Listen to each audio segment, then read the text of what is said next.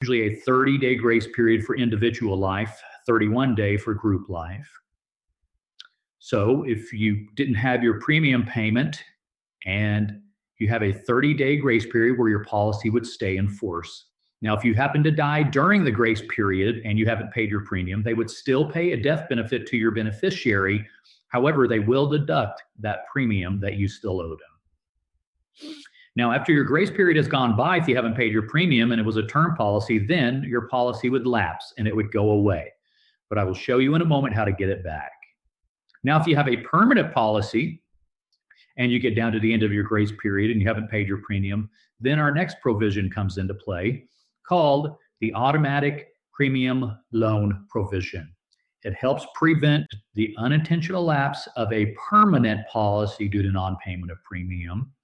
So what would happen is at the end of the grace period, instead of the policy lapsing, what they'll do is they will just take that premium payment from any cash value that you might have in the policy.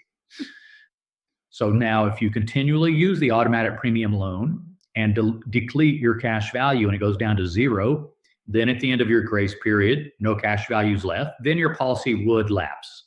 But that's why we have our next provision called the reinstatement provisions. So after a policy has lapsed, you can get it reinstated, but two things have to happen. Number one, you must pay any back premiums plus interest. And number two, you must prove insurability. Now, you have up to 3 years to reinstate a lapsed policy.